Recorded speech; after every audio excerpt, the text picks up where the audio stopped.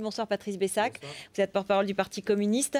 Comment vous accueillez cette révolution, cette rébellion qui se transforme en révolution, cette chute du régime Ben Ali aussi rapide, aussi mouvementée, mais aussi soudaine quand même? D'abord, je crois que le mouvement était très profond et qu'il était probablement irrésistible, puisque quelles que soient les déclarations, les déchaînements de violence qui ont été le lot quotidien de ces derniers jours, jour après jour, plus largement le peuple tunisien s'est levé.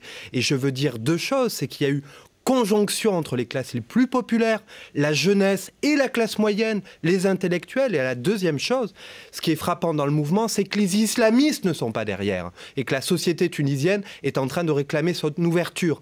Mais nous vivons, je crois, des heures graves, des heures dans lesquelles la seule chose pour la Tunisie qui compte, c'est d'ouvrir un processus démocratique.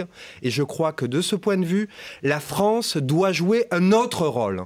Elle doit arrêter cette politique absolument abominable qui lui a conduit à soutenir l'insoutenable et le régime de Ben Ali, notamment dans ses travers les plus terribles, tortures, morts, répression brutale. Et il faut agir pour un processus politique. Alors, il faudrait aider les forces démocratiques sur place, mais la question qu'on se pose ce soir, c'est qui peut prendre le pouvoir? L'armée, le Premier ministre qui est en place et qui assure une transition possible, mais qui voudra peut-être conserver ce pouvoir, mais qui est déjà contesté, des islamistes qui pourraient récupérer le mouvement, comme ça s'est vu ailleurs, à d'autres moments, c'est toute la question. Non, mais c'est vrai qu'effectivement, dans ces moments historiques, il y a toujours un risque de captation du pouvoir, soit par l'armée, soit par les forces les plus réactionnaires. Et la seule solution pour sortir de ça, c'est ouvrir les vannes du régime.